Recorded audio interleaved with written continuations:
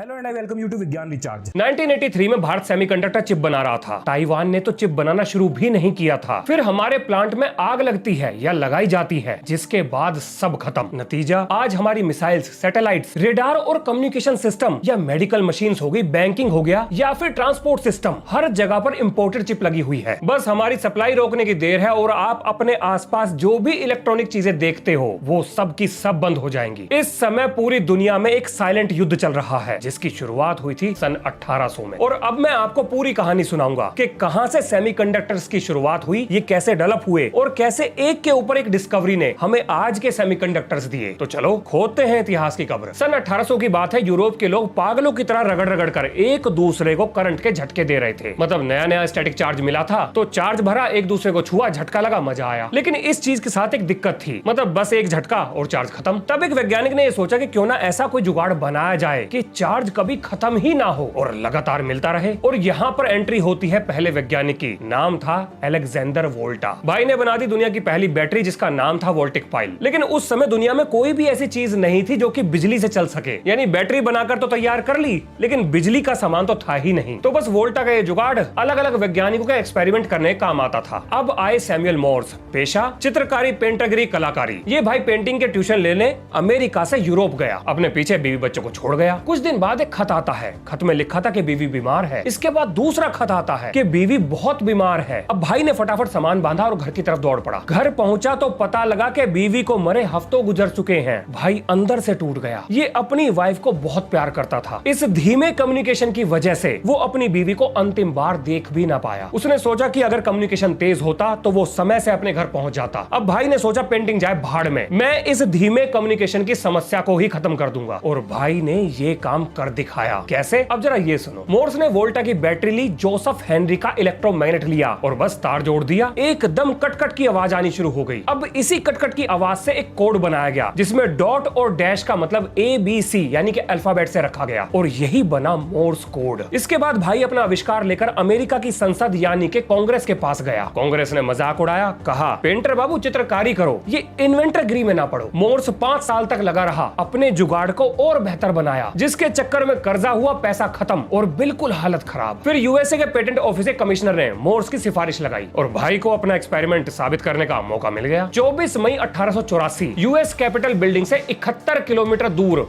Baltimore Morse code की मदद से एक संदेश भेजा गया जिसके शब्द थे व्हाट हैथ गॉड रॉट, मतलब भगवान ने ये क्या कर दिखाया। जिस 71 किलोमीटर के सफर को करने में पूरा एक दिन लगता था, अब उस संदेश को भेजने में सिर्फ 1 मिनट लगा। लेकिन ये सब इतना आसान नहीं था। यहाँ एक समस्या भी थी और वो था तार का रेजिस्टेंस। इलेक्ट्रिसिटी की मदद से भेजे जाने वाला यह संदेश तार के रेजिस्टेंस की वजह से कमजोर हो जाता था, जिसकी वजह से बीच में रिले स्टेशंस को लगाना पड़ गया। अब क्योंकि ये सारे रिले स्टेशंस बैटरी पर चल रहे थे तो बार बार बैटरियों को बदलना पड़ता था। मतलब काम तो चल रहा था लेकिन आसान बिल्कुल नहीं था। और अब कहानी में एंट्री होती है एक मास्टर जी की। नाम था अलेक्जेंडर ग्राहम बेल और इन्होंने ही पहली बार ये सोचा कि अगर तार से मोर्स कोड जा सकता है तो आवाज क्यों नहीं। अब भाई साहब के दिमाग में यहाँ पर एक ख्याल आता है कि भैया आवाज होती है वाइब्रेशन, अगर किसी तरह से इन वाइब्रेशन को इलेक्ट्रिकल सिग्नल में बदल दिया जाए तो ये इलेक्ट्रिकल सिग्नल तार की मदद से भेजे जा सकते हैं और फिर इन्हीं इलेक्ट्रिकल सिग्नल को रिसीव करके वापस वाइब्रेशन में बदल दो तो ये आवाज में बदल जाएगा। यानी बिजली की मदद से आवाज को एक जगह से दूसरी जगह पर भेजा जा सकता है। इसके बाद भाई ने जॉब वैकेंसी निकाली और एक असिस्टेंट को रखा जिसका नाम था थॉमस वॉटसन। इसके बाद प्रयोग चालू कर दिए। इन्होंने एक कप लिया, उसके अंदर एसिड भरा, उसके ऊपर मेटल की फिल्म लगाई और उस फिल्म से एक सुई को लटकाया और ये बना दुनिया का पहला टेलीफोन। जब पहली बार आवाज एक तार की मदद से एक जगह से दूसरी जगह पर गई। अब इसकी एक्चुअल वर्किंग क्या है, ये कैसे बना, ग्राहम बेल के दिमाग में ये आइडिया कहां से आया, चीजों को कैसे और क्यों जोड़ा गया, ये सारी चीजें मैं आपको समझाऊंगा लेकिन बाद में, क्योंकि अगर अभी मैंने आपको बताया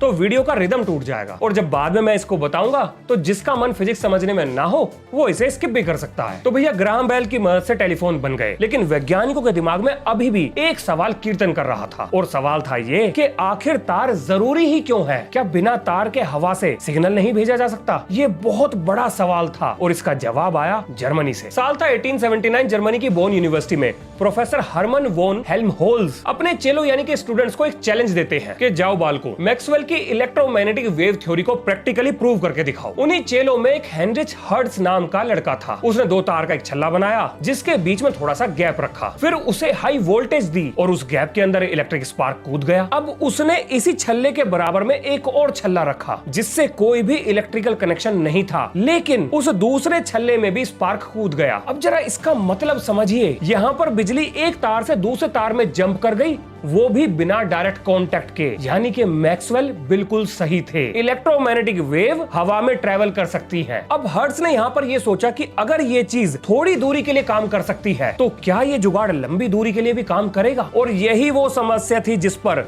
दुनिया भर के वैज्ञानिक आकर अटक गए। वैसे एक बोनस जानकारी भी दे देता हूँ, आज जो फ्रीक्वेंसी की यूनिट है यानी hertz, kilo hertz, mega hertz, giga hertz, ये अपने हर्ट्ज वैज्ञानिक के नाम पर ही है, यानी हेनरिच हर्ट्ज के नाम पर है। अब हर्ट्ज की इस खोज के बारे में इटली के अमीर खानदान के एक लड़के को पता लगा। अब इस भाई का पढ़ने लिखने में बिल्कुल मन न था, ये तो कभी यूनिवर्सिटी की चौखट पर मत्था टेकने भी ना गया, लेकिन भाई साहब पैसा इतना कि अपने घर में लैब बना रखी थी और खूंखार से खूंखार एक्सपेरिमेंट करता था। इस भाई का नाम था मार्कोनी, वही मार्कोनी जिसके ऊपर निकोला टेस्ला के पेटेंट चुराने का आरोप लगा था। अब देखो, अपन लोग उस तरफ नहीं जाएंगे कि कौन सही था कौन गलत था, आप आगे सुनिए। अब मार्कोनी ने पहली बार ये सोचा कि जिन वेव्स का जिक्र हर्ट्ज भाई ने करा है, क्या उनके जरिए मोर्स कोड को भेजा जा सकता है। मतलब अभी तक मोर्स कोड तारों की मदद से जा रहा था, तो मार्कोनी ने यह सोचा क्या मोर्स कोड को बिना तारों की मदद से भेजा जा सकता है। जिसमें मार्कोनी के सामने सबसे पहली समस्या ये आई कि सिग्नल सेंडर और रिसीवर के बीच में दूरी को कैसे बढ़ाया जाए। इसके बाद मार्कोनी ने विचित्र विचित्र तरह के एंटीना डिजाइन कर दिए, कोई छोटा था, कोई लंबा था, कोई मोटा था। लेकिन ये सब करने के बाद एक चीज समझ में आ गई कि भैया जितना लंबा यानी कि जितना ऊंचा एंटीना होगा सिग्नल उतनी दूर जाएगा। अब 1895 में एक दिन मार्कोनी ने अपने चेले से कहा कि बेटा ये पकड़ एंटीना और लेकर इसको पहाड़ पर चढ़ जा, और जब मेरे द्वारा भेजा गया सिग्नल रिसीव हो तो गोलीबाजी कर दियो, ताकि उसकी आवाज से मुझे ये पता लग जाए कि मेरा सिग्नल तेरे तक पहुंच गया। अब चेला एंटीना लेकर पहाड़ी पर चढ़ गया और मार्कोनी ने तो अपने घर के अंदर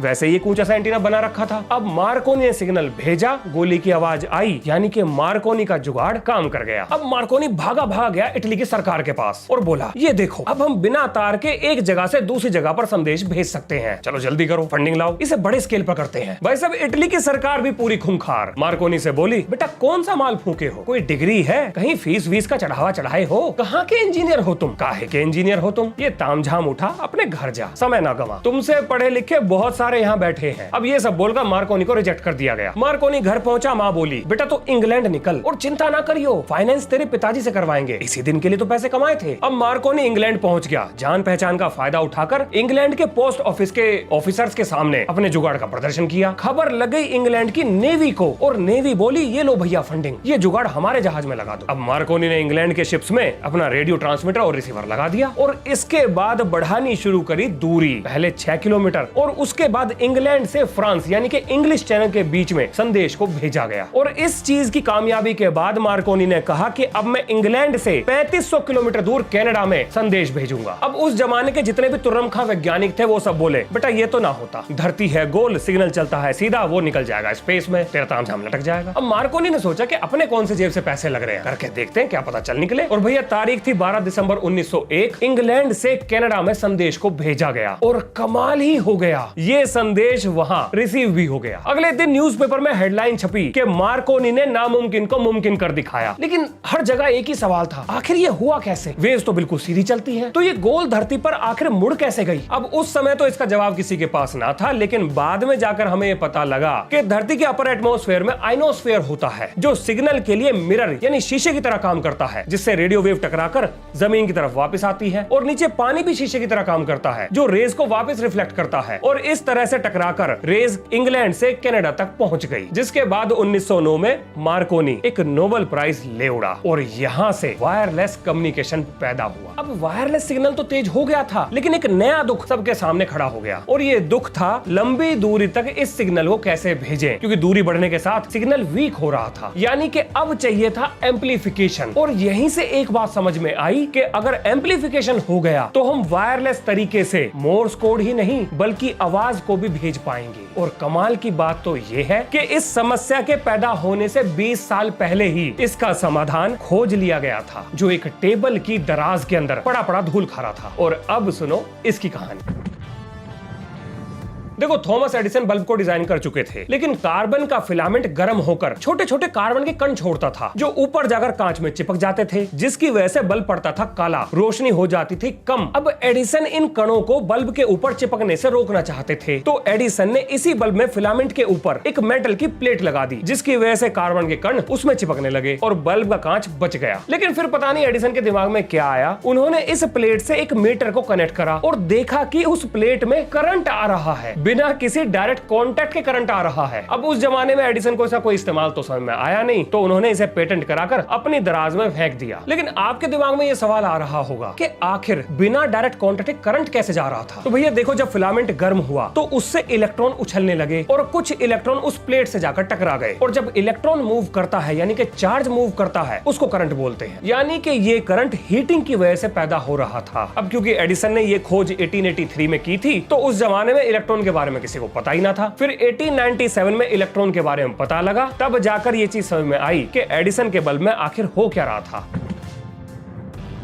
और अब एंट्री होती है झूठे, मक्कार, नालायक, फ्रॉड, कोर्ट कचहरी के शौकीन, रंगीन मिजाज जीनियस की, यानी कि ली डे फॉरेस्ट की। भाई ने 3 शादी करी, तीनों फेल, दूसरों के पेटेंट चुराए, कोर्ट कचहरी के चक्कर लगाए, इन्वेस्टर का पैसा ले भागा, खुद का बिजनेस डुबो दिया। पर मजाल है एटीट्यूड में जरा सा भी फर्क आया, लेकिन ये बंदा था जीनियस, इसमें कोई शक नहीं। अब फॉरेस्ट ने यहाँ पर यह सोचा कि फिलामेंट से इलेक्ट्रॉन निकलते हैं और प्लेट तक जाते हैं वैक्यूम में। अगर मैं बीच में कुछ लगाऊं जो इन इलेक्ट्रॉन के फ्लो को कंट्रोल कर सके, तो छोटे से इनपुट से बहुत बड़ा आउटपुट निकाला जा सकता है। और उसने यहाँ पर लगाया एक ग्रिड, यानी कि एक पतली सी वायर की जाली। कहां पर लगाई? एडिसन के द्वारा जो वैक्यूम ट्यूब बनाई गई थी उसमें प्लेट और फिलामेंट के बीच में लगाई, और इसने सिग्नल को एम्पलीफाई कर दिया। अब एक्चुअल में यहाँ पर क्या कहानी हुई थी, मतलब फॉरेस्ट के जुगाड़ ने कैसे सिग्नल को एम्पलीफाई किया था, ये भी मैं आपको समझाऊंगा, बस थोड़ा और इंतजार करो। अब फॉरेस्ट ने इसको नाम दिया ट्रायोड, और इसी चीज की वजह से 1915 में पहली ट्रांसकॉन्टिनेंटल कॉल, यानी कि न्यूयॉर्क से सैन फ्रांसिस्को के बीच में बात हो पाई थी। एक वैक्यूम ट्यूब ने एम्पलीफिकेशन की समस्या को खत्म कर दिया था। अब इसी वैक्यूम ट्यूब की वजह से 1906 में पहली बार रेडियो, मतलब रेडियो पर आवाज और म्यूजिक ब्रॉडकास्ट किया गया था। ये उस जमाने में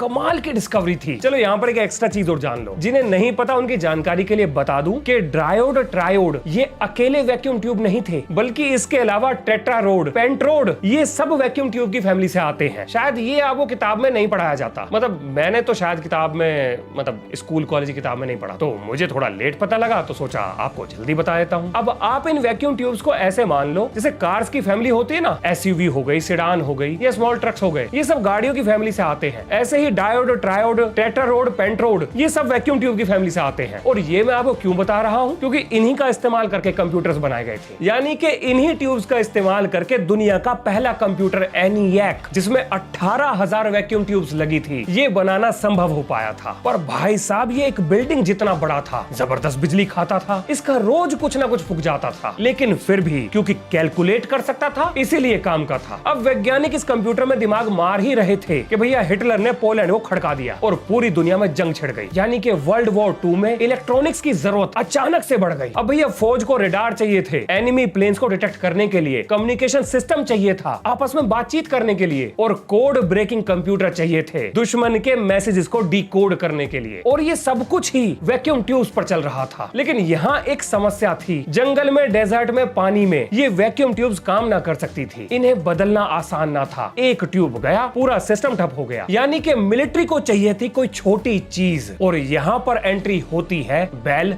लैब्स की, यानी कि अमेरिकन टेलीफोन कंपनी का रिसर्च विंग की। ये इतनी खास है कि ये दुनिया में इकलौती ऐसी कंपनी है, प्राइवेट कंपनी है, जिसने 10 नोबेल प्राइज जीते हैं। दुनिया में कोई दूसरी कंपनी इसके आसपास भी ना आती। इस कंपनी ने दुनिया को ट्रांजिस्टर दिया, इंफॉर्मेशन टेक्नोलॉजी दी, लेजर दिया, सोलर सेल दिया, यूनिक्स दिया, और सी लैंग्वेज भी दी। आपको याद होगा कि मैनहट्टन प्रोजेक्ट के समय पर एक रेडिएशन लैब बनाई गई थी, जिसका काम था ये पता लगाना कि अगर न्यूक्लियर ब्लास्ट होता है तो उससे धरती का एटमॉस्फेयर ना जल जाए, यानी चेन रिएक्शन एटमॉस्फेयर को ना धर ले। अब इसी लैब के अंदर बेल के साइंटिस्ट और इंग्लैंड के रिसर्चर्स ने मिलकर पहली बार सिलिकॉन जर्मेनियम क्रिस्टल बनाया और यही रेडार में इस्तेमाल हुआ। यानी कि मॉडर्न इलेक्ट्रॉनिक्स की नींव भी वर्ल्ड वॉर 2 ने ही रखी थी। इसके बाद वर्ल्ड वॉर 2 खत्म हुआ और बेल लैब्स ने दुनिया के सामने एक नई चीज रखी जिसका नाम था सेमीकंडक्टर। आप इसे ऐसे समझो कि कंडक्टर होता है एक 8 लेन का हाईवे, बिना रोक टोक आराम से ट्रैफिक चल रहा है। बिल्कुल ऐसे ही एक कंडक्टर के अंदर बिना रोक टोक आराम से करंट बहता है। अब भैया एक दूसरा हाईवे है जिस पर रोड ब्लॉक लगा हुआ है, पार जाने का कोई रास्ता नहीं, ये हो गया आपका इंसुलेटर। अब एक तीसरा हाईवे है, ये भी 8 लेन का है लेकिन इसमें 4 लेन खुली है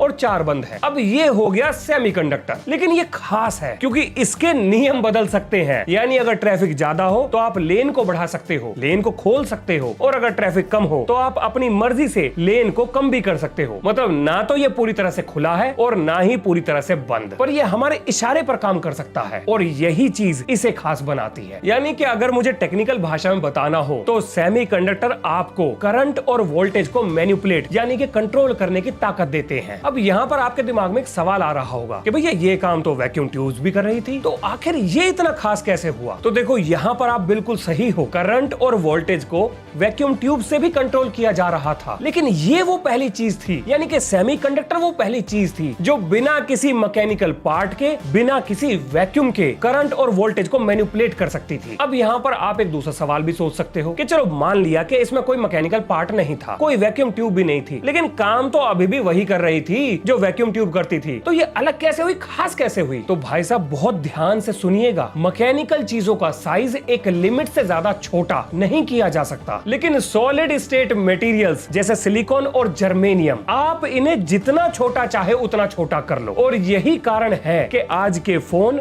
और लैपटॉप यानी कि एडवांस कंप्यूटर्स इतने छोटे बनाना संभव हो पाया। अब सेमीकंडक्टर्स को समझने के बाद बनाए गए ट्रांजिस्टर्स। और एक राज की बात बताऊं भाई साहब, गंगाधर ही शक्तिमान है। मतलब ट्रांजिस्टर कोई अलग चीज नहीं है बल्कि खुद सिलिकॉन और जर्मेनियम ट्रांजिस्टर्स ही हैं। ये अपने आप में ट्रांजिस्टर है। और अगर आपको क्लास 12 में फिजिक्स बहुत अच्छे से पढ़ाई गई है तो ये बात आपको पता होगी, और अगर नहीं पता तो कहीं तो गड़बड़ हुई है।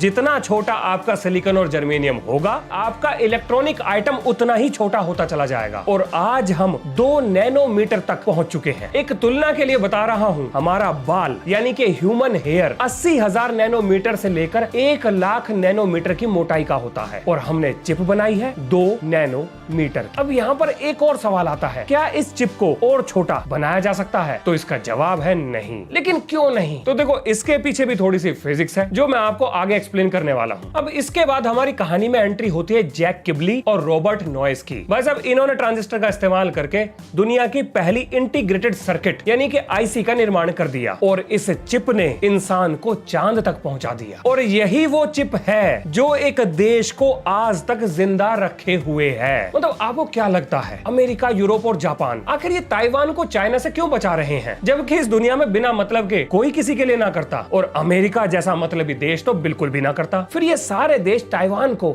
आखिर क्यों बचा रहे हैं? तो भाई साहब, इसके पीछे भी एक बड़ी ही इंटरेस्टिंग कहानी है। आइए समझाता हूँ। देखो, अमेरिका ने चिप बनाई, जापान ने एनईसी, हिताची, तोशिबा, फुजित्सु और मित्सुबिशी को $500 मिलियन देकर ये कहा कि उड़ा दो अमेरिकन कंपनीज की मार्केट को, और इन कंपनीज ने टेक्नोलॉजी को कॉपी कर मारा। इन्होंने अमेरिका की कंपनी से सस्ता माल बनाया और दुनिया भर में 70% मार्केट को कब्जा लिया। अब रोनाल्ड रीगन उस समय अमेरिका के राष्ट्रपति थे। इन्होंने जापान के ऊपर टैरिफ ठोक दिया और जापान को मजबूर करा कि तुम अपने सामान की कीमत को बढ़ाओ, और जापान को मजबूरी में ये सब करना पड़ा। अब अमेरिका ने ये सोचा कि आज जापान कॉपी कर रहा है, कल को कोई और करेगा, आखिर मैं किस किस को रोकूंगा? भाई साहब, टेक्नोलॉजी तो हर 2 साल में बदल रही थी, और एक चीज की फैक्ट्री लगाने में लगभग $1 बिलियन से ज्यादा खर्चा हो रहा था। मतलब हर 2 साल में $2-3 बिलियन ऐसे ही खर्च हो रहे थे। यानी कि सीन कुछ ऐसा था कि अमेरिका रिसर्च में पैसा खर्च कर रहा था और दुनिया उस टेक्नोलॉजी को कॉपी करके अमेरिका से ही सस्ता सामान बेच रही थी। और ये था अमेरिका का असली दुख। अब भैया, ताइवान का दुख भी सुन लो, फिर बताता हूँ कि ये 2 दुखियारे एक साथ कैसे बैठे। तो देखो, ताइवान को हमेशा से चाइना के हमले का डर सता रहा था। अब ताइवान ने ये सोचा कि दुनिया भर की सप्लाई चेन में कोई ऐसी चीज उसके हाथ लग जाए जिसे बस वो बना पाए और दुनिया उसके ऊपर निर्भर हो जाए। और ऐसी स्थिति में अगर कभी ताइवान पर हमला होगा तो पूरी की पूरी दुनिया की टेक्नोलॉजी एक जगह रुक जाएगी। अब ताइवान को एक लड़के की याद आई, नाम था मॉरिस चैंग। ये MIT से मैकेनिकल इंजीनियरिंग में डिग्री ले चुके थे, उसके बाद स्टैनफोर्ड से PhD पीएचडी की और फिर अमेरिका की उसी लैब में नौकरी करी जिसने पहली चिप को बनाया था। अब ताइवान ने इन्हें बुलाया और कहा, बेटा जितना पैसा चाहिए ले लो, लेकिन ताइवान को सेमीकंडक्टर मैन्युफैक्चरिंग में खड़ा कर दो। अब मॉरिस ने ताइवान की सरकार से ये कहा कि हम बस मैन्युफैक्चरिंग करेंगे, मतलब दुनिया में कोई भी रिसर्च करे, कोई भी डिजाइन बनाए, हमारे पास लाए और हम उसे बनाकर दे देंगे, मतलब सामान बनाकर दे देंगे। हम अपना समय और पैसा रिसर्च और डिजाइन पर बर्बाद नहीं करेंगे, हम सिर्फ मैन्युफैक्चरिंग करेंगे। अब इसका फायदा ये हुआ कि ताइवान का रिसर्च में लगने वाला पैसा बच गया, लेकिन वो सप्लाई चेन का सबसे इंपॉर्टेंट पीस बन गया। अब इसमें सिर्फ अमेरिका का ही नहीं बल्कि पूरी दुनिया का फायदा था। अब किसी को कंपनी लगाने की जरूरत नहीं थी, बस रिसर्च करो, डिजाइन बनाओ और ताइवान को पकड़ा दो, वो फिनिश प्रोडक्ट बनाकर आपको दे देगा। और ऐसे खड़ी हुई ताइवान की TSMC यानी ताइवान सेमीकंडक्टर मैन्युफैक्चरिंग कंपनी, जिसका आज दुनिया में 70 से 80% चिप मैन्युफैक्चरिंग पर कब्जा है। अब जरा आप ये सोचो कि अगर चाइना ताइवान को कब्जा ले, उस पर हमला कर दे या TSMC तबाह हो जाए तो दुनिया में 10 ट्रिलियन की इकोनॉमी तबाह हो जाएगी। अमेरिका, यूरोप, जापान, इन सब की अर्थव्यवस्था जाएगी और इसीलिए अमेरिका ताइवान को बचाता है, जापान ताइवान के लिए खड़ा है और यूरोप ताइवान को हथियार सप्लाई कर रहा है। इसी को दुनिया ताइवान की सिलिकॉन शील्ड के नाम से जानती है, यानी कि TSMC ताइवान की रक्षा कर रही है। अगर TSMC ना होता तो अमेरिका ताइवान को कभी ना बचाता। और अब मैं आपको बताऊंगा भारत के बारे में, लेकिन भारत की कहानी बताने से पहले हमने जो पीछे फिजिक्स के सवाल छोड़े हैं जरा उनके जवाब सुन लो, फिर जरा भारत के बारे में बताता हूं। तो पहला सवाल यह है कि अलेक्जेंडर ग्राहम बेल को टेलीफोन का आइडिया कहां से आया। देखो, बेल ने देखा कि साउंड होता है वाइब्रेशन। अब अगर ये वाइब्रेशन किसी तरीके से इलेक्ट्रिकल सिग्नल में बदल जाए और इन इलेक्ट्रिकल सिग्नल को हम तार की मदद से एक जगह से दूसरी जगह पर ले जाएं और फिर वापस इन इलेक्ट्रिकल सिग्नल को फिजिकल वाइब्रेशन में बदल दें तो साउंड एक जगह से दूसरी जगह पर चला जाएगा, क्योंकि करंट तार की मदद से एक जगह से दूसरी जगह जा सकता है। अब बेल ने ये काम किया कैसे, जरा ये सुनो। मान लो ये है कप, इस कप के ऊपर मैंने एक मेटल की फिल्म लगाई है, उस मेटल की फिल्म से एक सुई लटकाई है। अब इस कप के अंदर भरा है एसिड और ये सुई उस एसिड को टच कर रही है। अब इस फिल्म से एक तार मैंने निकालकर दूसरी जगह पर रिसीवर को दे दिया और इस कप के नीचे से एक तार टच करके बैटरी के एक टर्मिनल को जोड़ दिया। अब जैसे ही मैं बोलूंगा तो ऊपर की जो फिल्म है, डायफ्राम है, ये हिलेगा। अब क्योंकि ये डायफ्राम एक सुई से जुड़ा हुआ है तो वो सुई ऊपर नीचे होगी और क्योंकि एसिड काम करता है कंडक्टर की तरह, तो जितनी ज्यादा सुई एसिड में ऊपर नीचे होगी उतना ही ज्यादा कॉन्टैक्ट रेजिस्टेंस में बदलाव आएगा और जितना ज्यादा कॉन्टैक्ट रेजिस्टेंस में बदलाव आएगा उतना ही करंट की वैल्यू में बदलाव आएगा और ये घटती बढ़ती करंट की वैल्यू तार की मदद से एक जगह से दूसरी जगह भेजी जा सकती है और जब ये तार दूसरी जगह जाएगा तो ये एक इलेक्ट्रोमैग्नेट पर जाएगा। अब क्योंकि करंट की वैल्यू ऊपर नीचे हो रही है तो जाहिर सी बात है इससे जुड़ी हुई इलेक्ट्रोमैग्नेट उसकी क्षमता में बदलाव आएगा, यानी जब करंट ज्यादा होगा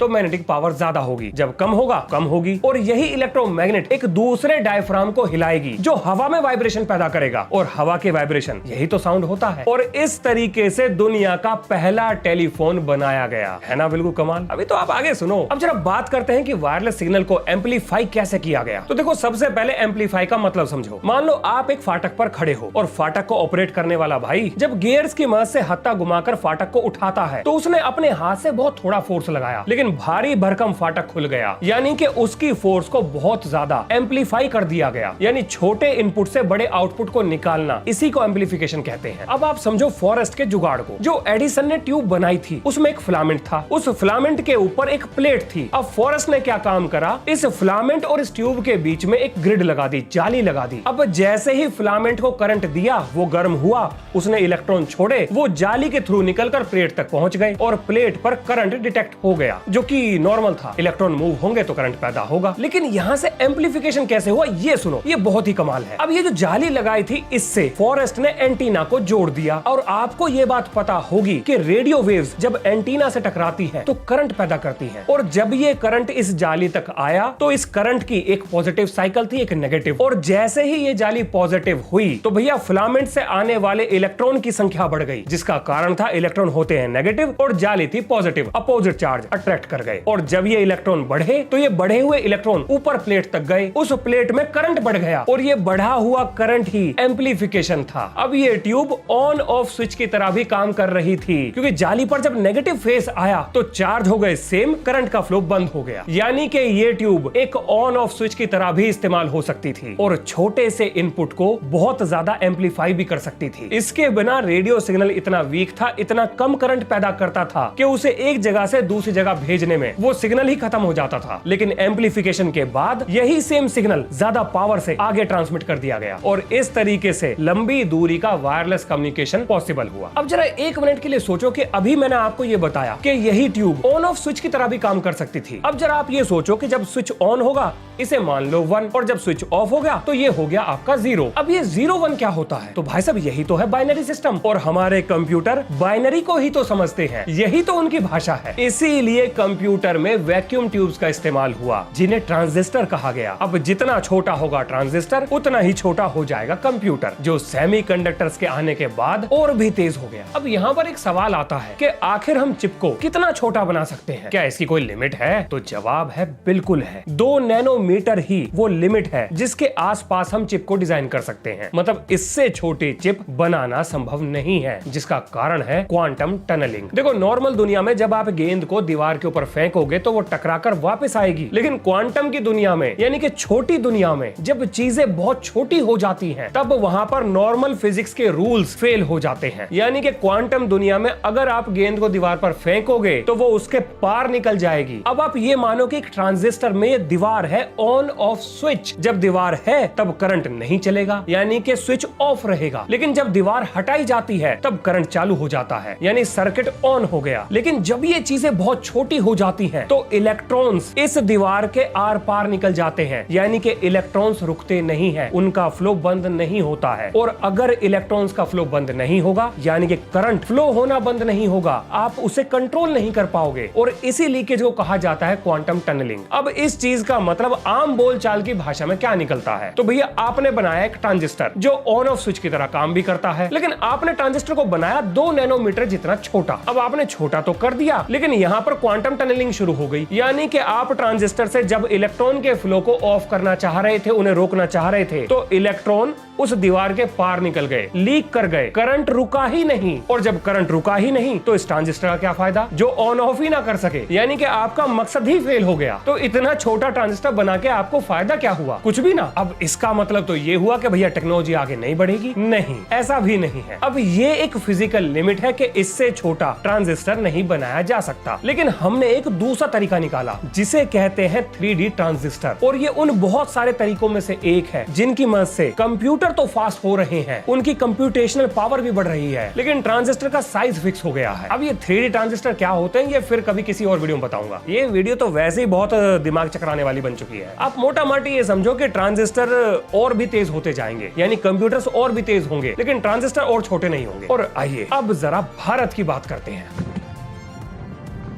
देखो पहले तो एक चीज क्लियर कर देते हैं कि ऐसा नहीं है कि भारत ने कभी भी चिप बनाने की कोशिश नहीं करी, बल्कि एक समय तो हम ताइवान से भी आगे थे। देखो साल था 1976, चंडीगढ़, भारत सरकार ने SCL यानी कि सेमीकंडक्टर कॉम्प्लेक्स लिमिटेड नाम की मोहाली में एक कंपनी खोल दी। हमने टेक्नोलॉजी इंपोर्ट करी, अमेरिका से इंजीनियर्स को ट्रेन करवाया, मशीनें इंपोर्ट करी और 1983 में SCL चालू कर दी गई। उस समय भारत 4 माइक्रोन की चिप पर काम कर रहा था और ये वो समय था जब ताइवान में TSMC ये पैदा भी नहीं हुई थी। फिर 13 फरवरी 1989 को SCL प्लांट में आग लग गई या लगवा दी गई। ये आज तक राज है। जांच हुई तो पता लग गया कि भैया इस आग के पीछे शॉर्ट सर्किट था, जो कि कोई नई घटना नहीं है। जब भी किसी सरकारी दफ्तर में कुछ जलता है तो उसके पीछे शॉर्ट सर्किट ही होता है। अब फैब्रिकेशन प्लांट जल गया, डाटा खत्म, इक्विपमेंट खत्म, हमारी पूरी रिसर्च राख हो गई, हम आग को बुझा नहीं पाए और सब खत्म हो गया। लेकिन इसके बाद जो हुआ वो इससे भी बुरा था, क्योंकि इसके बाद भारत सरकार ने कहा भैया सेमीकंडक्टर्स को छोड़ो, इसमें क्या रखा है, ये सारी चीजें हम बाहर से इंपोर्ट कर लेंगे। जबकि उस समय भारत के स्पेस प्रोग्राम को चिप चाहिए थी। जब हमें इंडिजीनियस डिफेंस टेक्नोलॉजी बनाने की जरूरत थी तब हम चीजों को बाहर से इंपोर्ट कर रहे थे। हमें डिफेंस के लिए चिप चाहिए थी, हमारे बच्चों को कंप्यूटर्स चाहिए थे। अगर हमें ये समय से मिल जाता तो देर सबेर हम कुछ ना कुछ तो काम का जरूर बना लेते। इससे हमारे वैज्ञानिकों को एक्सपीरियंस मिलता। आप अपने चारों तरफ देखो जरा, आपका मोबाइल, कंप्यूटर, घर में इस्तेमाल होने वाला हर एक इलेक्ट्रॉनिक सामान, हमारी गाड़ियां, हॉस्पिटल की मशीन्स, बैंकिंग सिस्टम, देश की सुरक्षा, आज ये सारी चीजें किस पर निर्भर करती हैं? इन सब के अंदर चिप लगी है जो